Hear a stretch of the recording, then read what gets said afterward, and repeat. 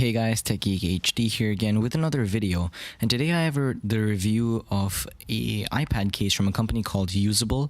Now before I start this, I would like to thank Aaron Cradle for sending me out this case. Now this video was actually filmed while I was still in India. I'm actually currently in the United States, which is why it did take a little while for me to get it up.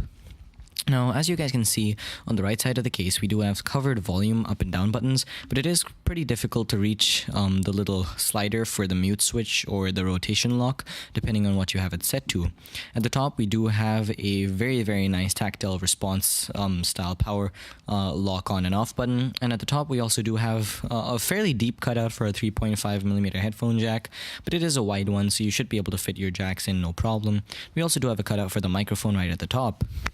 And at the bottom, we do have a cutout for our 30-pin connector.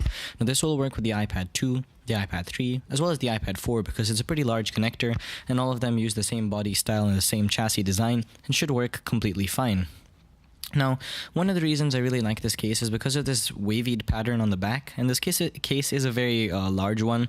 It's very thick and durable, but I really like the back because it has this wave style pattern which is very grippy and adds a whole new area for you to place your hands into while holding the device.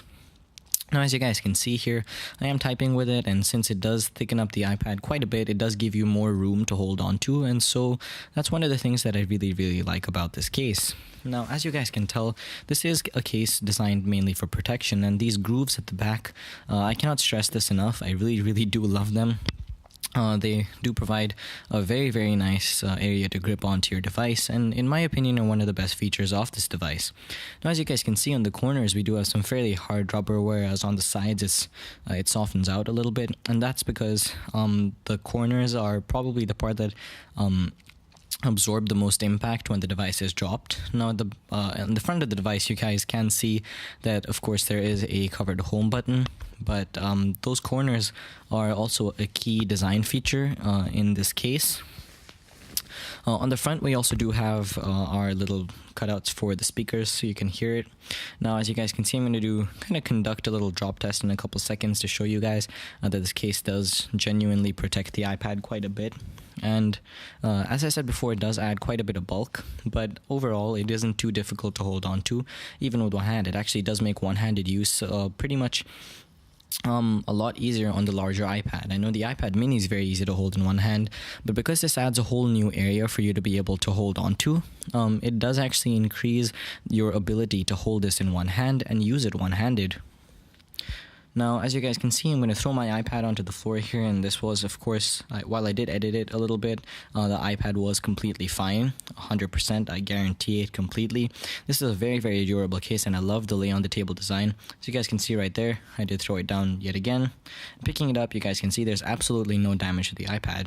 Now, this case should be very useful in situations, for example, when you have, let's say, your little cousins or kid brother or sister playing with your iPad on the couch or something like that, and they're just tossing it around and it falls. This is a very protective case. Overall, I would definitely recommend it, and while I don't have all the links right now, I will have them in the description as soon as they are available. Either way, again, I would like to thank Aaron Cradle from UZBL for sending this out to me. For more information on this case, do remember to check the links in the description once they're available, and for more videos like these, as well as other unboxings, reviews, tutorials, and much more, please do remember to subscribe.